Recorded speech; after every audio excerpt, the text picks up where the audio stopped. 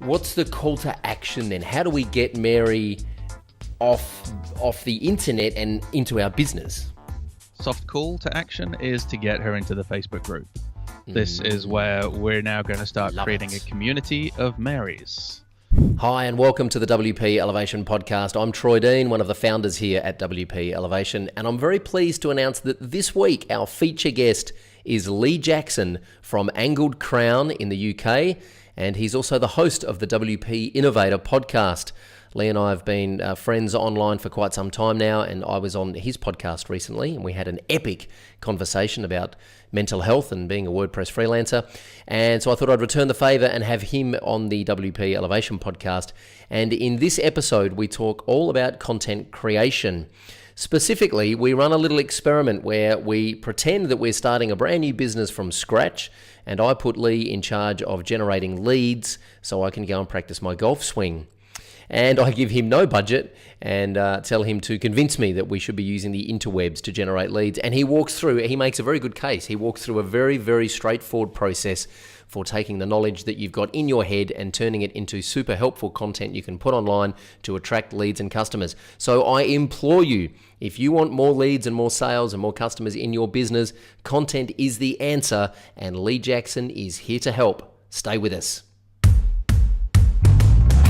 This is the WP Elevation Podcast, helping WordPress consultants elevate. Hey, this episode of the WP Elevation Podcast is brought to you by WP Elevation. Well, more specifically, it's brought to you by a bunch of our happy customers. See, frankly, I feel a little bit awkward telling you how great WP Elevation is because you're probably not going to believe me because WP Elevation is my baby. It's something that we started over 3 years ago. Of course, now we're a team of coaches and mentors, and we have hundreds, and by the time you're listening to this, probably thousands of members all over the world. But it still really is something that I'm very passionate about. And of course, if you join WP Elevation, we make revenue and we make profit. So it's a little bit awkward if I tell you how great it is, because you probably think I'm just trying to sell you on it. And partially I am, because I know how beneficial the program is. So what I'd love to do instead is just introduce you to some of our customers. So if you go to wpelevation.com/thepodcast, all one word, you'll be able to hear some of those stories from our customers and hear for yourself how WP Elevation has impacted their business and changed their lives. I hope you enjoy that, and I hope you check it out at some point. Right now, let's get back to the podcast. Hi, I'm Troy Dean from WP Elevation, and I'm very pleased to welcome Lee Jackson to the WP Elevation podcast. Hey Lee, how you doing? I am doing absolutely awesome, and I'm just loving how we got started, mate. I know. Just love it. It was a professional effort, wasn't it? It was amazing. It was the best. We'll try and find the recording of what happened before this recording and post that somewhere on YouTube or Insta. I have the entire 11 minutes and 20 seconds worth. Do you really? Oh, you're recording at your end. Excellent. Let's put it on InstaChat or Snapgram or whatever the kids are using these days. For those of you who don't know, tell us, we did try to live stream this into Facebook and figured out that when you try and plug too much technology into each other, the interwebs breaks. So right. We've learned something today. Hey, for those of you that don't know, tell us a little bit about who Lee Jackson is and what you do and why you're here. All right. Lee Jackson, that's me, is a bit of a serial entrepreneur. Started off selling stuff at school. You know how you do, selling calligraphy as a kid to local Christian bookshops, all of that good stuff. Making money, didn't eat lunch so that I could save money up to buy things, or that sort of guy. So eventually had to leave work, and I run two businesses. I run Event Engine, that's a business based on WordPress, building event websites for event organizers, and I also run Angled Crown, and that's a business where we focus on design agencies who know how to create amazing designs but need the help to actually build those into WordPress themes to get them live for their clients. So those are the kind of the two main niches all around WordPress, obviously, because I'm a stupid uber geek and love WordPress, and I've been doing it since it was something like B2 or something like that. Yeah, I think I was like version 1 or something, or version, no, 0.9. I think I jumped in at WordPress. Wow, really? Yeah, wow, totally. That's impressive. I was blown away. Were you a B2 user before it became WordPress?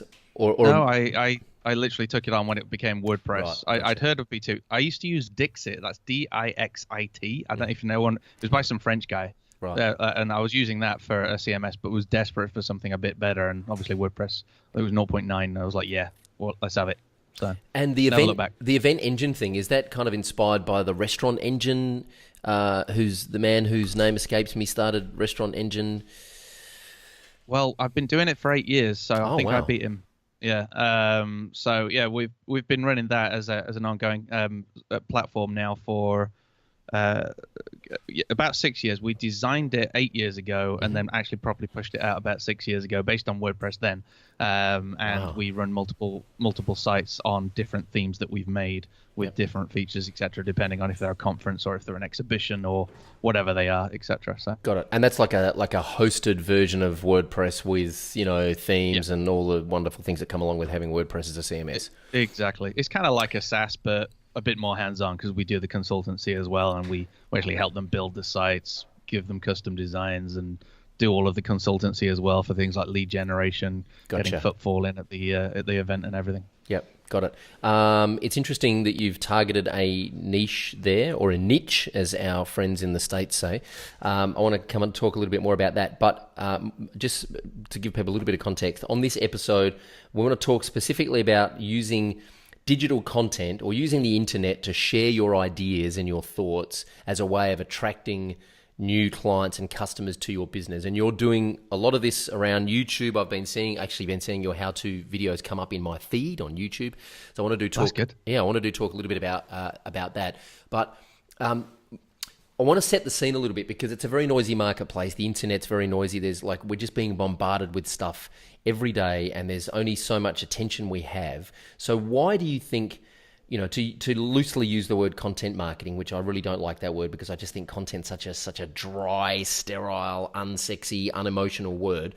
But that's really what we're talking about, is putting your content up online and then sharing it with potential customers and clients. Why do you think it's an important topic for the people who are listening to this podcast, who are predominantly freelancers and people in the web design WordPress space? Why do you think they should be paying attention to this for the next 35 minutes and not looking at pictures of hummus and kale on Instagram? By all means, that's actually a very important part of the internet, doing that. As well as cat pictures. It's actually part of the internet law. Anyway, the reason is yes, it's a noisy place, but the fact is that your target audience has a very specific need and message that they need to hear that they probably are not hearing, and you could be the one to start giving out that message, because people can say, hey, I'm doing online marketing, and there could be a million John Lee Dumases out there who are quite broad. But when you're dealing with the very specific niches that you're dealing with, who have very specific problems, and maybe we'll unpack one of those problems later on that I solve, people will listen. You will stand out amongst all of those other people. Hey, this guy is talking to my very specific need. I need to watch this YouTube video, and before long, you're growing a community and a fan base. Okay, so let's just start unpacking that, because there's quite a bit that you said there that resonates with me. But what you just explained can actually take a long time, right? So Totally. let's go right from the start. Let's just run a little experiment here and say, all right, let's say that you and I were starting a brand new business, and we decided on our niche. And I said to you, all right, mate, it's going to be your job to put together the kind of strategy for getting leads in the door, because I've got a horrible golf swing that I need to correct. So I'm going to go and practice my golf swing, and you can generate leads. Divorced the relationship at this point. And we have no budget, so you're going to have to use the internet very cleverly to attract leads at a very low cost. What's the very first thing that you would do? If we were having this meeting, what's the first conversation you'd want to have and the first thing you want to work out? The first thing I would want to work out is exactly who am I targeting. So who is the avatar? So we've got an avatar. His name changes depending on how stupid we're feeling, but we describe exactly who it is that we're looking to reach to. So who is the ideal customer, and then what is his or her problem? What's their problem that we are solving? So that's the very first thing we'll do. Shall I carry on unpacking it? Yeah, but I just want to touch on that a little bit. If you've never written an avatar before, and I'm going to confess, right? I'd learnt this stuff, and I'd been having these conversations for years when I had my agency back in 2000, started my agency back in 2009, and I thought this whole custom avatar thing was a bunch of woo-woo crap that we just kind of did because we're actually too scared to pick up the phone and call people and try and drum up business. And it wasn't until I actually did the exercise that everything changed in the business, and I realized how powerful it was. So I think that one of the problems is that when we design a customer avatar, we're afraid that, well, if I just go after Mary, I'm going to miss out on Peter, John, and Paul, right? How do you overcome that FOMO? You feel the fear, and then you do it anyway. Yeah. Because the fact is that although you're speaking specifically, let's say Mary now for the rest of the podcast, because that's cool. Yeah. Mary. All right. Yeah. So if you're speaking specifically to Mary, yes, you are going to resonate with her on everything you're saying, but also the messages that you're explaining to Mary are totally relevant to multiple people all around the world. So, I listen to podcasts sometimes that are mainly targeted towards women in their early 20s, and yet I am getting so much from that podcast. In fact, Amy Schmittauer, Vlog Like a Boss, I am totally not her demographic at all. She is reaching out to women, I think, in her early 20s. If you read the book Vlog Like a Boss, I am not her avatar, and yet I watch her videos every week. I lap up her content like crazy. I buy her stuff, and I'm not even her avatar. So there you go. FOMO it's a myth. And so the benefit of having an avatar then is and understanding their problem is how does that help us as marketers and as people who are trying to generate leads? Right. Well, you're super focused, aren't you? You know who Mary is. You know all of her problems, and you're simply talking to Mary every single week about all of the different problems that she may have. So that allows you as well to create content specifically for Mary as well, and to talk to the Marys of the world and find out what their problem are and create a community of Marys, etc., which is just going to continue to give you more and more and more ideas. I mean, we've got 34 or 35 new episodes planned for the YouTube podcast just because we've been looking at our Mary and working out what all of her problems are and having conversations with all the Marys in the industry. I'm loving this word Mary. This is hilarious. Sorry. Hi, Mary, if you're listening. So we've got, it makes it so easy. It makes it so easy to know who you're talking to and to actually create the content and to plan the content, all of it. Because you're not trying to keep everyone happy all of the time. Exactly. Right. A mistake I made 8 years ago. I ran an agency that was all things to all men, and we made very little money until I started telling to Mary. Yeah. Okay, so we know we've worked out the avatar. Any quick tips for kind of writing out your customer avatar? What sort of things are we looking for there? Do give her a name. Mm-hmm. So we've called her Mary today. Mm-hmm. But also have a little bit of fun with it as well. But also go a little bit broader as well. So it's not just that Mary is looking for help with her business, etc. We've actually gone as far as with our avatars, because we've actually got a couple of different avatars with different businesses. Mm-hmm. We've gone for age, sex. It doesn't matter. You can stick with the sex. It doesn't actually matter because it's still the same area. It could be male or female. Mm-hmm. But we also say, I think our avatar, Franco Crown, is the guy is 35. It's very specific. Mm-hmm. He's actually got 2 children. He loves spending time with his children, etc. Mm-hmm. And those sorts of things actually help to build up a wider picture of our avatar, so that we can actually gear content towards that. Because if I've got a guy who's 35 who wants to spend more time with his family and he's running a crazy agency, we want to target our content on productivity and things that will help him get more time with his family. So creating an avatar is more than just what is their business and what do they do, but it's actually creating a whole narrative around that person to help you understand, what makes them tick, what's going on in their lives, and how you can help them on the broader spectrum. All right, so I know who Mary is. I've kind of understand what her problem is. This is like a first draft. It doesn't have to be perfect. I've just got to get something done so I can start thinking about creating some content. What's the purpose of this content that I'm creating? The purpose of the content will be to help Mary. So this isn't content that's going to be, hey, Mary, look at this amazing product that I've got. This is simply your good deed to the world, your lasting legacy, which is to create loads and loads and loads of super valuable, freely available content to Mary. That's my next step. Mm-hmm. So I'm not making any money yet. I'm just helping Mary out as much as I possibly can with the benefit of the years of experience that I've got. And I'm saying, as your new business partner in this venture, I'm saying, but Lee, why would we give away our secret sauce? Won't all of our competitors just come along and have a look at our helpful content and just copy us? Well, they can copy us and then we can, sue them. True. True. Well, putting yourself in front of a camera with a very specific message means that you kind of kick out a lot of the competition anyway, because when you've got two things. When you've got a really specific niche, there's not that many competitors. But also when you are putting yourself out there as you, so Lee Jackson, the personality, there is only one Lee Jackson, there is only one Troy Dean, etc., giving this message, and people are attracted to the personality. So, I could maybe come along and try and copy you, but people wouldn't care, because even if I was saying all the same things and putting on a fake Troy Dean accent and everything, people would not care, because it's not Troy Dean. They don't have that feeling of affinity towards you or anything else like that. Sorry, towards me.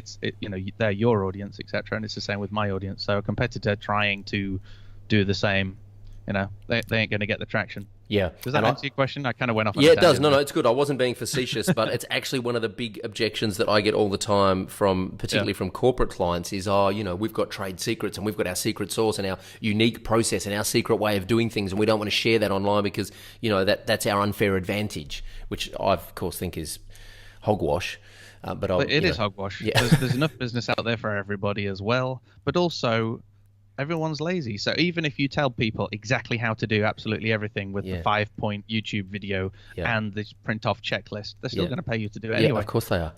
That's right. They right. want you to do it. They don't want to do it. Correct. That's right. And also, you just mentioned something very interesting, is that there's enough work for everybody. This is a mindset thing, and I love mindset. I could talk about it for hours. In fact, I think we did recently on your podcast. But this is really the fundamental difference between having a scarcity mindset and an abundance mindset. You clearly have an abundance mindset. I can tell that because of your behavior and your actions and what you do and the things that you say and the things that you do.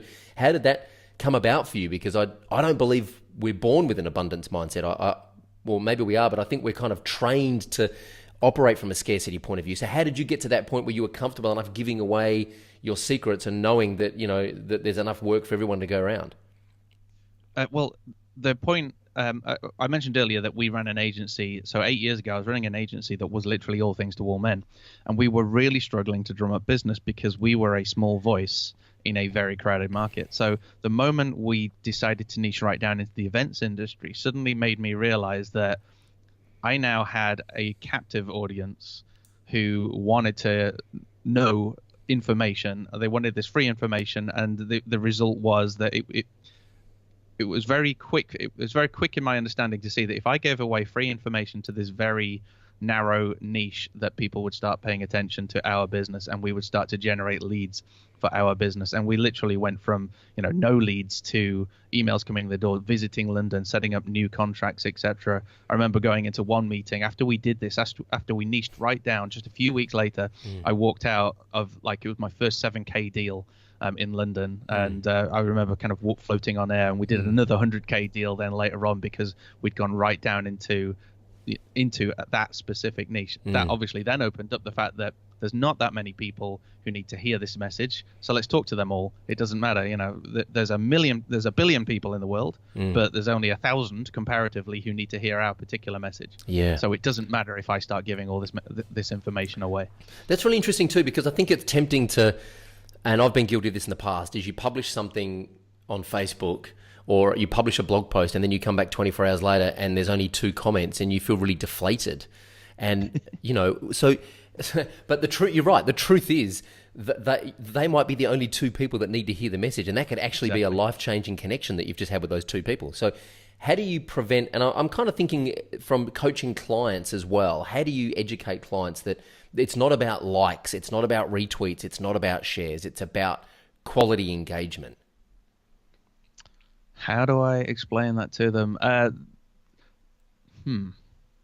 Not even sure if I fully understand the question, to be honest. Right. Can you rephrase that? So how do you manage clients' expectations when you start working with them and you start producing content with them and you kind of take them down this content path? How do you manage their expectations when they don't, when their video on YouTube doesn't go viral? How do you kind of keep making the case that content is worth it? It's not about the numbers, it's about quality engagement. Okay, well, we don't do that with clients, but I can tell you from my perspective, because I do create content, put it out there for my business. So with the podcast, we launched the podcast 2 years ago, and I just had to keep telling myself when we were only getting 100 downloads per episode. Now we're getting thousands of downloads, which is amazing. It's gone, but over the 2 years, I just had to keep telling myself that this will build traction, and it's not a quick thing. You're not going to start making millions overnight. So I just had to talk to myself and agree right from the get-go that I was going to give it a minimum of a year to grow the podcast, and I'm glad I did. And then the same with the YouTube channel. We only launched the YouTube channel a few weeks ago, and we've got about 100 subscribers, which is nothing to write home about, but it is actually 100 subscribers who are mainly our audience, which is freaking phenomenal. So I have to keep telling myself that we now have an audience who are looking at my eyeballs, making a connection on YouTube, who are my target audience. And so things like that, small wins, small things, to just keep encouraging myself. So yeah, we don't actually create content or help clients create content and push it out with the strategy. So I obviously couldn't answer that, but sure. Flipping it on us, this is how we're keeping ourselves going, because 15 likes on a video doesn't feel like a lot. Yeah. But equally, we just have to go and find all the positive stuff. If we look at all the negative stuff, it's going to stop us in our tracks. If I'd have kept looking at the statistic of the WP Innovator podcast a year and a half ago, I'd have probably given in. Yeah. But I decided to ignore that, because that was 100 people who I previously was not talking to. Yeah, correct. That's right. In my niche. And okay, so you've made the case. I'm in agreement. Well, you know who the avatar is. Thank you, Mary. We know what their problem is. You're going to create some content to be really helpful for Mary. How do we then get that content in front of Mary? Well, I have a very clear strategy for this, and this is to start off with podcasting. So the reason why we never launched our YouTube channel, although you could in theory apply this theory to YouTube as well, our theory was go ahead and find all of the suppliers to Mary. So the people who already have Mary's attention, and get them on the podcast, and start interviewing those people, which helps me build up my credibility with them, because I had Troy Dean on episode 5 of the WP Innovator podcast. That was pretty damn awesome. So I feel like I used you now. Have you realized I used you? That's okay. I'm okay with that, Lee. It's a service I provide. Thank you very much. I much appreciate it. It was a great episode as well. I need to listen back to that. I remember being so scared. But the idea is I'm benefiting then from the audiences of those suppliers, and then all those different Marys are then starting to hear of me, and then they might stay. They might only listen to that episode and then go away, fine. But some of them might actually stay and subscribe, and that actually helped build up the audience. So yeah, my clear target was get the suppliers of Mary. Build up relationships with those guys, do the podcast with those guys. And in theory, you could do the same with video, although it's a lot harder, I think, to get people live on YouTube to do a video recording with them, whereas they're very happy to do this, like a phone call or something like that, to do a podcast. So we've only just launched the podcast. We're doing a seasonal podcast in the events industry, and I sent out an email to a whole load of suppliers, and I've literally, filled a whole season now ready for launch with a whole load of suppliers for my target audience, app developers, all these different people who've got really unique, specific messages that will help our Mary in the events industry. And, I'm going to get benefit of it as well, of all of their audiences as well, and that's going to help grow the podcast. So I'm adding value and getting more ears and eyeballs. Do you ever get pushback from those suppliers who kind of see you as competition, and they don't want to be a part of that conversation?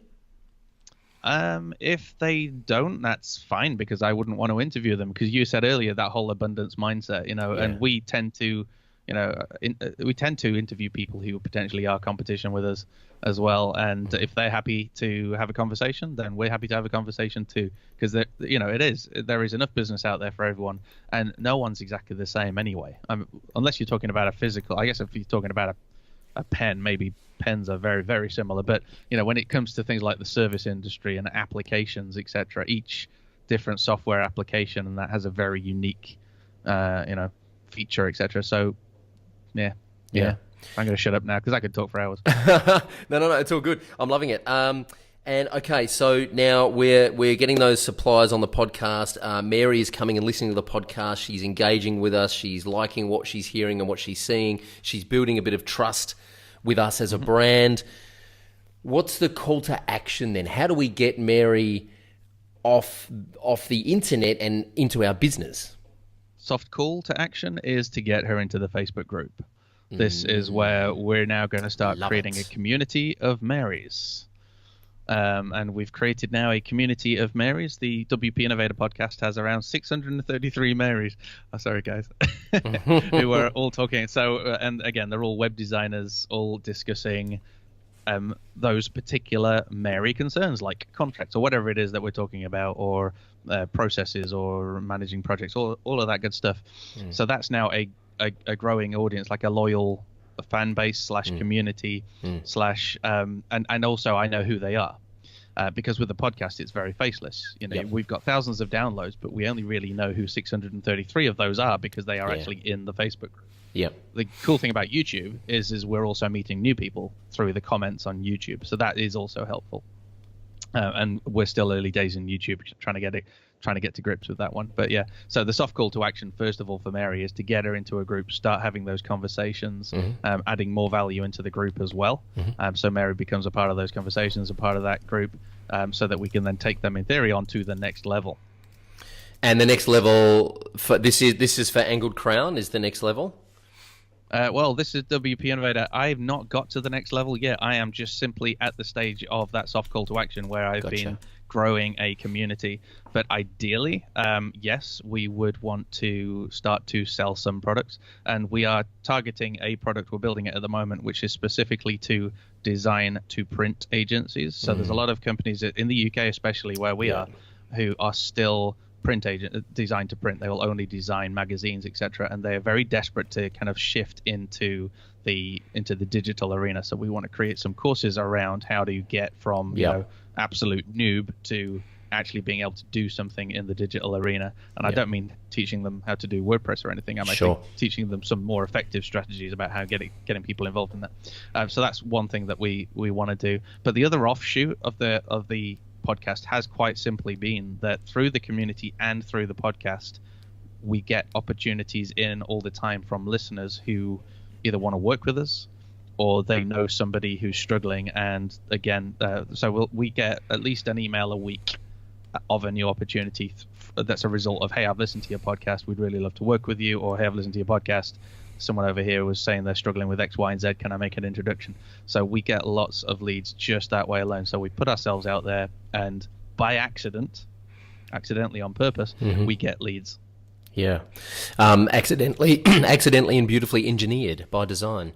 Well done. Excellent. It's kind of weird. I feel like I'm talking to myself on this podcast, because if I was a guest on someone's podcast and they asked me these questions, I would just say, well, go and listen to the episode of the WP Elevation podcast with Lee Jackson, and there are my answers, because this is exactly what I've done. This is exactly how we do it here. I mean, this is exactly our process, and it's no accident that we share these ideas, because it works.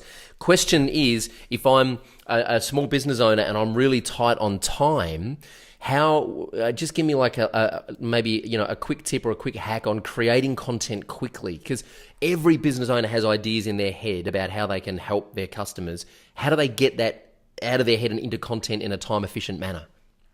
I've got two top tips. Number one, obviously podcasting. If you can arrange a 30-minute meeting with a client, you can probably arrange a 30-minute meeting with Mary's supplier to do a friendly chat like we're having now. And it doesn't take much, and then you can send that audio file out to somebody, maybe People Per Hour, or dare I say Fiverr.com or wherever, for them to just quickly do the audio for you so that you can upload it. So that is literally half an hour of your time plus maybe 5 minutes admin. So podcasting is a very easy way to start uploading content. For the first 8 weeks, you're probably going to be in the new and noteworthy section, so that's going to get you some traction as well. And obviously feed everything into social media. Use a tool like Buffer or MeetEdgar, etc., to just syndicate regular retweeting of your podcasts. So that's how to build that up. And again, half an hour to an hour tops for that. With regards to my other idea as well, which we started doing ages ago, was blogging. You can actually blog in 5 minutes. You can write a 500-word blog in 5 minutes or less just by going for a walk and actually recording it as you talk. So go out with a question and then record that question into your phone. For example, Rev.com has an app for this. Yep, I do. You record your answer, which is literally you talking. You submit, it goes to Rev in less than an hour pretty much every time.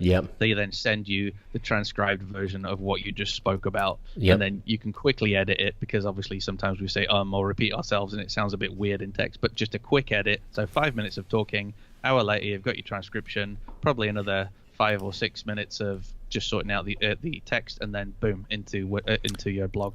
So you edit your transcriptions yourself, do you? Yeah. Interesting. Well, because I knew what I was talking about.